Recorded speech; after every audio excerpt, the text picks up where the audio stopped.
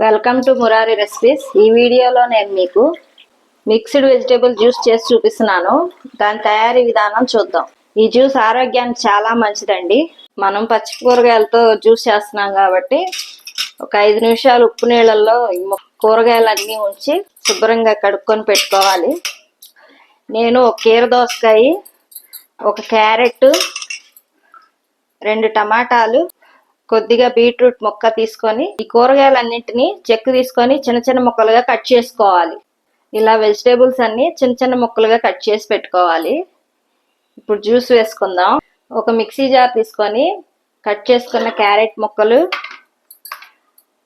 అలాగే కొద్దిగా బీట్రూట్ ముక్కలు, కీర దోసకాయ ముక్కలు, అలాగే టమాటా ముక్కలు. కిడ్నీ సమస్య ఉన్నవాళ్ళు మాత్రం గింజలు తీసేసి వేసుకోండి టమాటా ముక్కల్ని. కొద్దిగా ఒక హాఫ్ గ్లాస్ వాటర్ పోసుకొని మూత పెట్టుకొని వీటిని మిక్సీ వేసుకుందాం. ఇలా జ్యూస్ వేసుకోవాలి.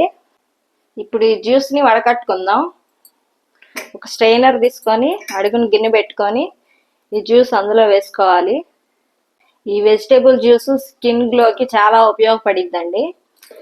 అలాగే రక్తం తక్కువగా ఉండేవాళ్ళు ఈ జ్యూస్ని తాగుతూ ఉంటే రక్తం బాగా పట్టిద్ది. అలాగే ఈ జ్యూస్ వెయిట్ లాస్ కూడా బాగా ఉపయోగపడిద్ది. వడకట్టడం అయిపోయిందండి. ఇప్పుడు జ్యూస్ ని సర్వ్ చేసుకుందాం. జ్యూస్ ఇలా గ్లాసులోకి సర్వ్ చేసుకున్న తర్వాత ఒక చెక్క నిమ్మరసం, ఒక స్పూను తేనె కలుపుకోవాలి. ఇలా తేనె కలుపుకోవటం వల్ల వెయిట్ లాస్ కూడా చాలా ఉపయోగపడుతుంది. అలాగే రెండో గ్లాసులో కూడా నిమ్మరసం, తేనె కలుపుకుందాం. మిక్స్డ్ వెజిటేబుల్ జ్యూస్ రెడీ అయిందండి. లైక్ చేయండి, షేర్ చేయండి, సబ్స్క్రైబ్ చేయండి.